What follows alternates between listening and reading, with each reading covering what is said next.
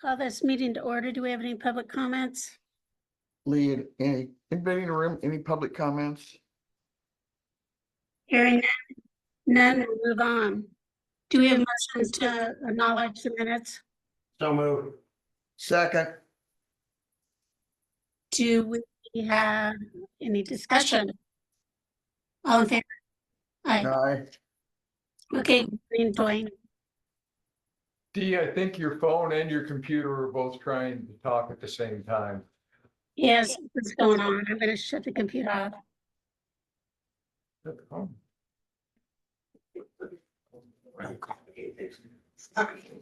I'll just show it. Thanks, Dwayne. Go ahead. Did you get that in a minute? Exclamation point, exclamation point, exclamation point, yes.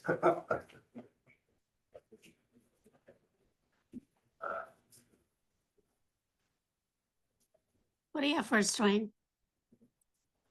Can I talk now? All right. Yes, please.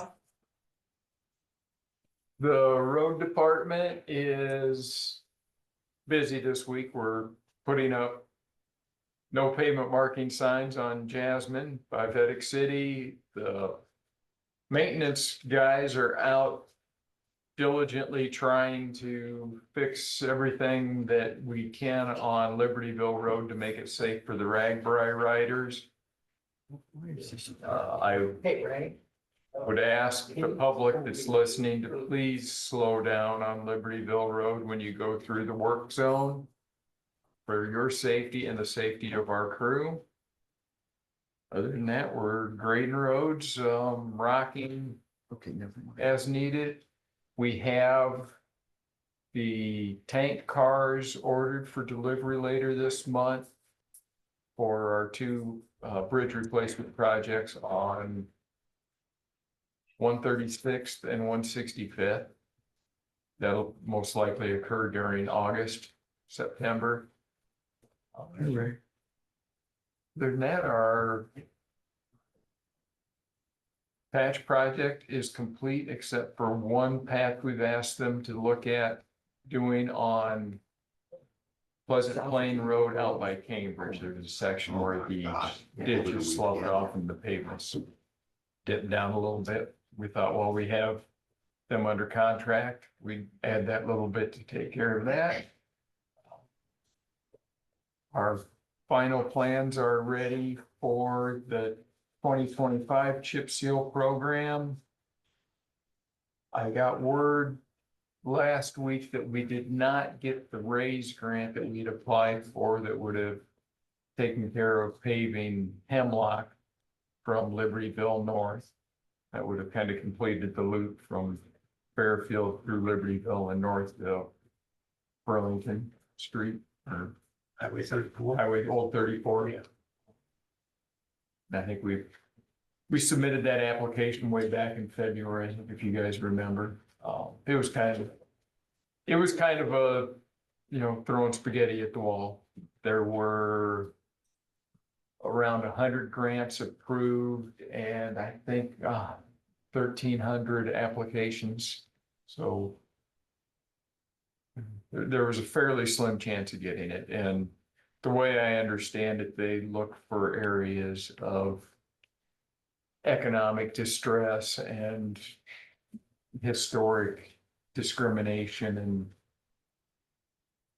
we don't check that box, unfortunately, but we'll keep trying on other grants.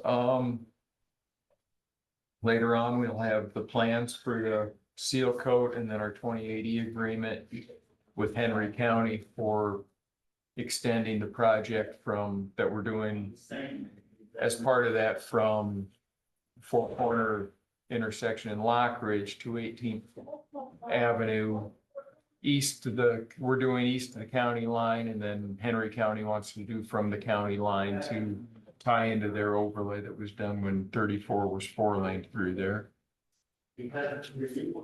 Then I'm working on TSIP grants to see if we can get some extra money for paving the shoulders on 110th when we do that next year. And also on the Libertyville project that we have a current grant for. we can delay that project to fall in the T-SIP windows and not endanger our funding, so. The state seems to be very favorable towards widening county pavements to 30 feet, so if we can get some money from them, we'll do that. Thank you. That's really all I have. Okay, thanks, Dwayne. Discuss, review, and approve final plans and 2080 agreement with Henry County for project FM-CO 51 parent 94 55-51-202 chip seal project, and thanks for sending that ahead of time. And this is our proposed chip seal program for next construction season. It takes care of Dowds Road from the Van Buren County line up to the concrete in Libertyville, just at the north end of Libertyville. Also Pleasant Plain Road from the Fairfield city limit to 167th. And then 1/10 from Highway 1 to West Avenue in Pleasant Plain. And on that road, we'll be doing a stone interlayer to reestablish the crown, kind of like we did with our chip seals. We had them put rock down first to get the crown on it. That old pavement, really the only thing holding it in place is gravity. So we're just gonna pretend that that's an existing rock base, much like we're gonna do on Libertyville Road. Get a new crown established, then we'll put a double chip seal on that like we did on 146th and Brookville Road, and also Juniper. And then that also includes the work in Lockridge, where we'll go from the intersection with, oh gosh, I don't have my glasses and I don't remember the number of the road, but from the four-way stop in Lockridge east to the county line, and then I think it's Wintergreen. and then This is Wintergreen yeah, South. and then Henry County's work as well. And that's all farm to market funding, so that does not impact our in-house budget.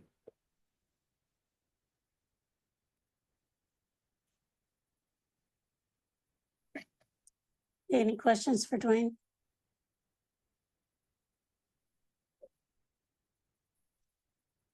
Alrighty, so we need a motion to approve these projects. So moved. Oh, second. Okay, we have a motion and a second. Any discussion? All in favor? Aye. Aye. Aye. Thanks, Dwayne. Thank you. Okay, Judy, Yes, good morning. morning. Not a real lot to report, actually. Crews were pretty busy over the weekend holiday. I don't think we really got called out for anything over the 4th of July that pertained to like fireworks or anything like that, so which was good, but I think all of you were tagged in on that email from Chauncey about the lock doctor. Maybe you Supposed to be weren't? done in a few- Mhm. Yeah, it should be done by the 15th of this month. Mike is working with Jerry on that, from the information that Chauncey had emailed me last week. Item 51 is going in just for an oil change on Tuesday, just regular maintenance. Everything's going good with all the other rigs. Our billing last month, end of month report is showing that we had $46,495.77. That was brought in from claims.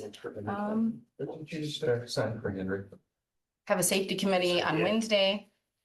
Okay. The new girl Ashley, our PRN medic that came from Pennsylvania, or Philadelphia. I think it's Philadelphia.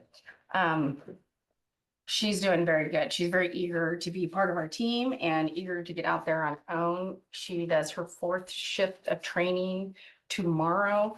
Hopefully I'll have her checked off by the end of this week. So she'll be ready to solo on a truck by herself. Other than that, is there any questions? That's pretty much all I got. Hey, Judy, Yeah. when you have when you have time, could you send us the total amount we've billed since we were approved by Medicare and the total amount we've received since then? Yes. Since it seems to be the magic date. Okay. That way we'll know what was billed previously and then what our I actions can are. actually tell you previously right now, what was billed prior to Medicare approval.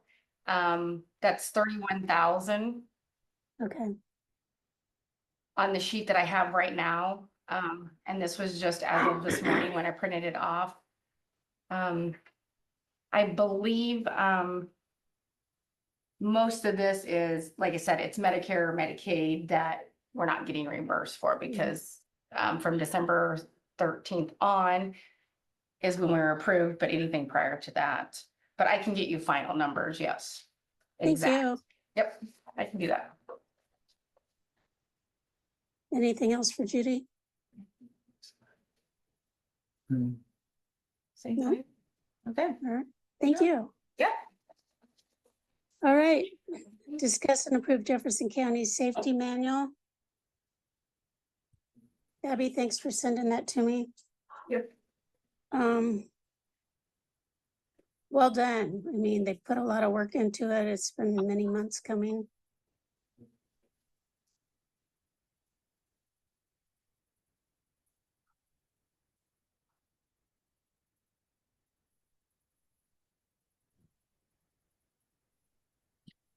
I guess the question would be, does the safety committee want us to like pick a rollout date, or would it be effective after we approve it? There needs to be a signature similar to the employee handbook in the back of it. So by what date would we want that done?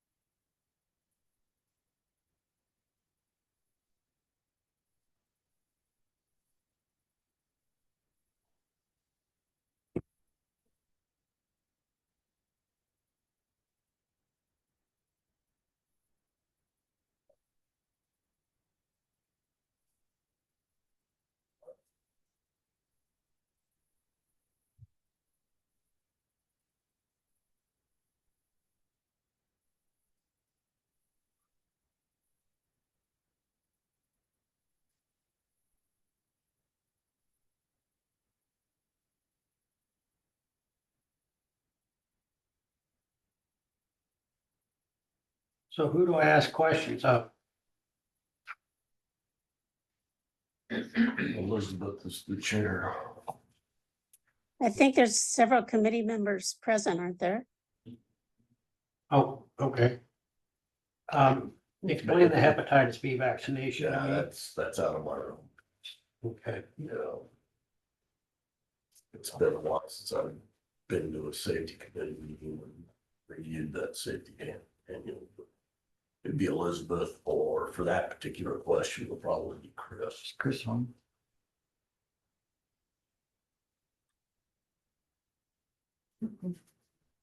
No. Chris is on. I'm just not sure. I mean, it says that the vaccine and the vaccination series will be provided free of charge. All employees who have occupational exposure. I don't know what defines that, including post-exposure evaluations and follow-up for all employees who've had an exposure incident. So I'm assuming that this is I don't know, is this, I think the occupational exposure would be your nurses, your EMTs, your police officers.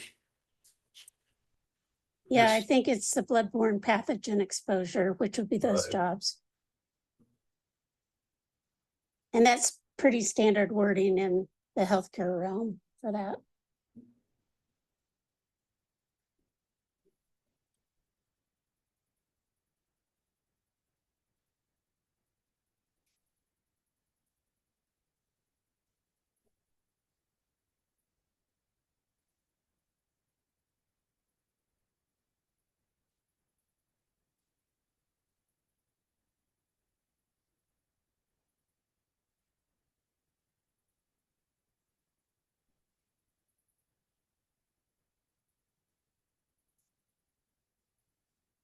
I wish Elizabeth was here. I'd like to know what happens if somebody takes that vaccination and then they have a reaction to it. What, we're. Do you want to, It's voluntary, don't misunderstand. Right. It is voluntary, but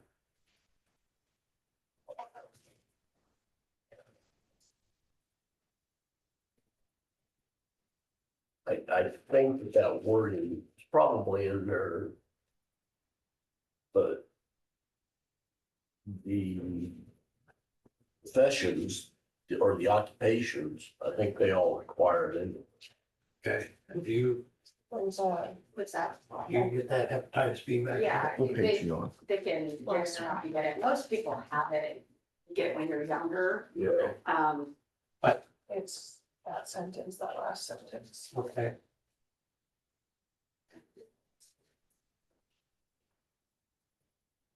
Okay, did you get your question answered, Lee? yeah, Okay, any other questions, discussion?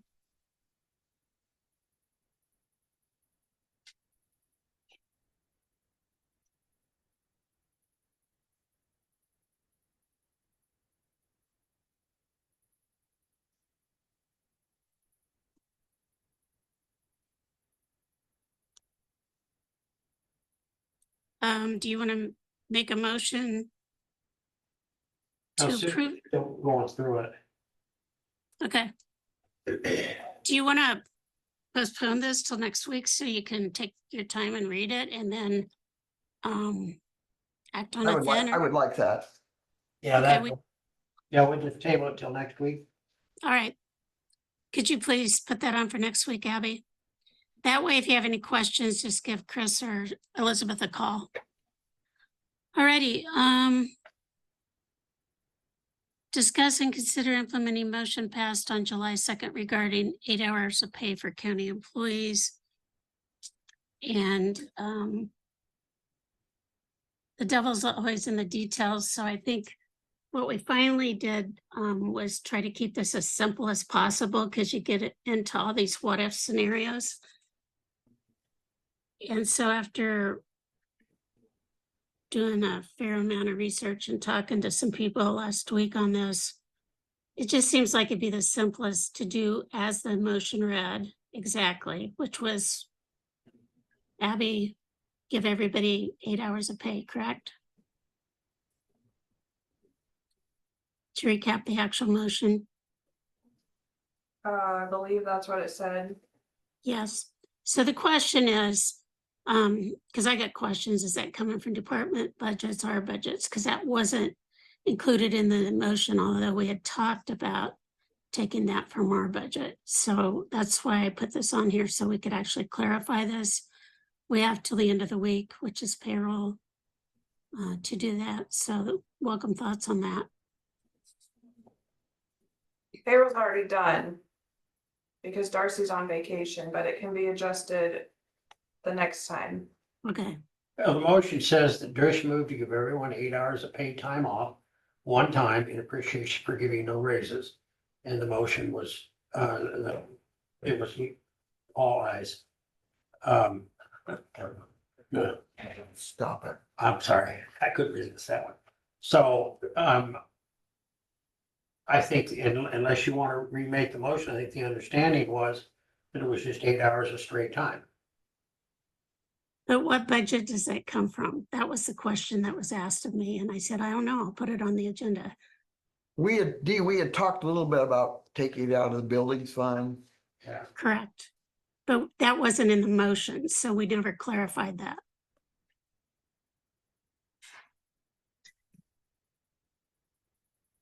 Well, And the bill, if we need a motion to authorize that, I guess that's fine. I'll make that motion to authorize the to take that July 5th, for lack of a better term, holiday pay out of the buildings line item for this fiscal year. I'll second that motion. okay, for discussion, these are just some numbers to think about. We cut our building fund for this year's budget down to 74,000. I just looked it up. And we have 24,000 coming out of that we know for the Reno Drive project. And Dave also said we should not have a lot of maintenance this year, other than just routine, no major projects. So if we do that, an average payroll is around 360,000. So divide that by 10, and again, these are round figures. That's gonna take it down, and I'm fine with that. I just think it's important for us to know what the numbers are.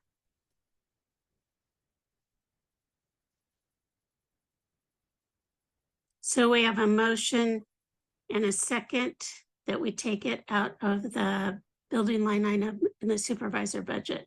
Any more discussion? All in favor? Hang on, hang on. Yeah. Oh, Do you have more discussion? No more. For me, anyway. oh, yeah. Yeah, I got that. What'd you say? All those in favor? All those in favor? Okay, that's pretty simple. Aye. Aye. All right, thank you. Who said we're the Keystone Cops? Well, the car's Okay. out, the plant car's out front. Okay, And this is just something that came up, discuss and consider opportunity to meet and learn about services from Fitch and Associates. I tend to call, other counties occasionally, and that's who like Washington and Lee are using, and it turns out they're gonna be in this area, I guess today, tomorrow, on Wednesday. And the guy said, hey, we could meet Wednesday evening if you wanted to just meet. And I said, I don't know, I'd have to ask. So that's all it's about. It's not anything more than that. It's not anything less than that. It's just learning about different services. well, I don't have necessarily, I mean, it doesn't cost anything to me, It but, doesn't cost anything. right, but I think we send them a Zoom link if they can't make it to a board meeting, and we have the conversation during a Monday morning board meeting rather than the middle of the week at night. And they can explain what their services are if that's what they want to do. I Okay. mean, $30,000 worth of equipment. There isn't any reason why they can't Zoom. And that's fine. That was just an opportunity to be eyeball to eyeball, because I know sometimes people like that. Okay, that's fine. All right, make committee reports. Yeah, I really didn't have any meetings last week, but I'm glad Andy's here, because I'm gonna ask Andy to do a story afterwards. And Ray's here, and the reason is because we have a former city council member in Atumwa, Mitch Niner. And his greatest claim to fame, as far as I'm concerned, is misstating facts. But at any rate, the 1015 Transit Board has had a long discussion. I've talked to our board here about it. By the time this fiscal year was over, we haven't got the final numbers yet, but we're easily in the neighborhood of spending $170,000 this last fiscal year on veterans transportation. We formed a 501c3. I talked to Jay Allison over the weekend about starting a GoFundMe page. We are not shutting down veterans transportation. But said city council member seems to think that that's indeed the case, and it is not. And I can't emphasize that enough. Our biggest expenses are the trips to Des Moines and to Iowa City. And it is true that we cannot sustain $170,000 a year. But it's also true that counties cannot contribute more money. We don't have the financial wherewithal. So we're trying to think outside the box. And so any donations would be accepted. I'm going to reach out to State Senator Amy Sinclair. She's a former board member at 1015 Transit, as well as Helena Hayes, Representative Helena Hayes. Amy has the ear of the governor. They've got several $1 billion in reserve. I'm going to ask for $100,000 from the Would that be state. for all the counties in the 1015 or just Jefferson? No, it would be for all the counties, okay? Mhm. Between Wapello County and Jefferson County, we are the largest users. Can I ask you a question? Sure. So I'm thinking about this. My dad used to go back and forth with VA. He would get money, you could give him money when he went up there. That's true. And Why couldn't we tap into that? Because they're owed well, that. this is the question. This is why I asked Ray to come. Ray, I'm putting you on the spot, and for that I apologize. It's all right. I'm sorry. I don't know how those. My understanding is that what's happening, and I feel, I have really mixed emotions about going through this, but it's a legitimate question. Yeah. So my understanding is that I don't know whether it's the veteran themselves or the veterans administrator or whomever files the paperwork for the veteran. The VA cuts the veteran a check and the check goes to the veteran. Or gives them cash that day after their appointment. That could be, I don't No, know. they do. Okay. They don't do that, and don't they? So anyway, the point is that we're not asking the veteran for the check. We certainly would accept it. We don't know who is and who isn't getting the checks. So the second part of my question was whether or not the VA, not us locally, Right. but whether or not the VA, if there's any way that we can tap any funds that the VA has set aside for transportation, because we are the only public transportation entity in the state that is doing this free of charge. Well, let me ask another question. Wapello County always has more than any of the other counties. We're second Right. with helping it. Could it be prorated where Wapello would give more? I mean, it makes sense. Because Part of the otherwise we're problem paying we for. currently have in Wapello County with the stories that hit Facebook and everything. Dare I say it, the VA administrator over there is part of the problem. And he along with Mitch Niner were spreading information that was not factually accurate. Lee? And- Yes, Seems like if this is gonna go into a lengthy discussion, we probably ought to put it on the agenda. well, it's not gonna, Just I mean, the inform us. county is not going to contribute any money because we don't have any money to contribute. What I was asking Ray was whether or not the VA would have any funds that we could tap. Just wanted to let you know, especially since the news media here, Andy is here, that any rumors or anything that's flying around out there, we are not eliminating transportation for veterans. That's not to say that we might have to that we won't have to look at things down the road here because we cannot sustain the $170,000 a year. Right. And so we're looking for funding opportunities, if you will. And like I said, we're starting a GoFundMe page. I'm going to reach out to State Senator Sinclair. And I don't know if Ray has any contacts that I can make or whatever. But I'll have a conversation with Andy afterwards. Just want to ensure our veterans that we are not going to leave them high and dry, but we've got to figure something out. Hey, Lee, something you might want to do is contact Jamie Cashman and fill out that ISAC legislative form and get it on their agenda, Okay, because then they could work on it, with the legislators. okay, I'll do that. Thank you. Right. Any other committee reports? I have none. I've been working on a couple follow-up things we'll put on our agenda. One is last fall, when we were starting to think about budget and insurance and knowing our insurance went up 41%. Dwayne had given me some contact information from another company. I've contacted that person and asked him, he's going to Zoom on with us next week. He's done a little bit of preliminary work. I think it's kind of like the healthcare. It's going to be harder to do in theory or in practice than in theory.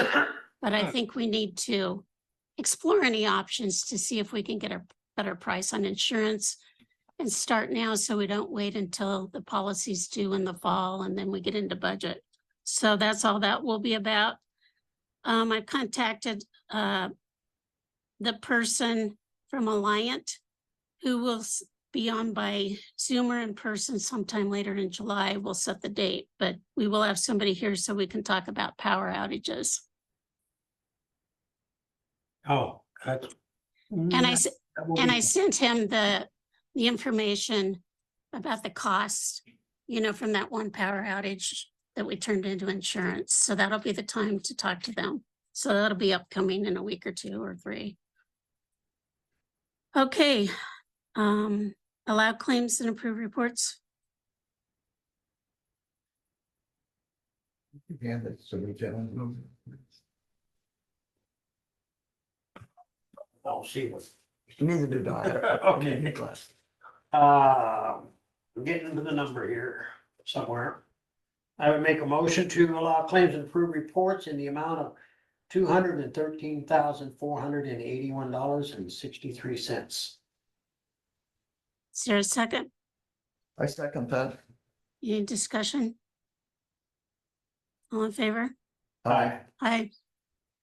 Alrighty, we have a motion to adjourn. So moved. Second. All in favor? Aye. Thanks, everybody.